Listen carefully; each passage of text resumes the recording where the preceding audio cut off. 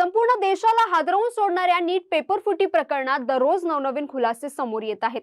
आता या प्रकरणात लातूर मधून एक धक्कादायक माहिती समोर आली आहे। लातूर मधील 2 डॉक्टर सीबीआयच्या रडारवर आले आहेत।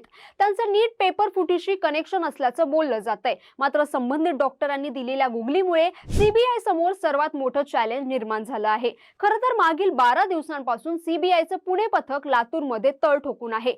या प्रकरणी सीबीआयने लातूर आणि पुण्यातील काही शिक्षक आणि डॉक्टरांची चौकशी केली।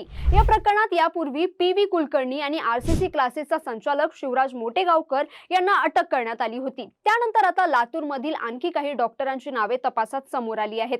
आतापर्यंत 4 डॉक्टरांची सीबीआयने कसून चौकशी केली आहे। मात्र या 2 डॉक्टरांनी सीबीआयला चकवा दिला आहे। 2 डॉक्टरांनी परीक्षेनंतर काही महत्त्वाच्या नोट्स आणि कागदपत्रे रद्दीत विकल्याचा संशय सीबीआयला आहे। या रद्दीत गेलेल्या कागदपत्रांमधून महत्त्वाचे पुरावे नष्ट करण्याचा प्रयत्न झाल्याचा संशय आता व्यक्त केला जातोय। त्यामुळे त्या अनुषंगाने सीबीआयने तपासही आता सुरू केला आहे। डॉक्टरांनी संबंधित रद्दी नेमकी कुणाला विकली, कधी विकली, रद्दीवाल्याने त्या रद्दीचं काय केलं, याचा सगळा तपास आता सीबीआयला करावा लागणार आहे। त्यामुळे शहरातील अनेक रद्दीची दुकानं देखील सीबीआयला पालथी घालावी लागणार आहेत।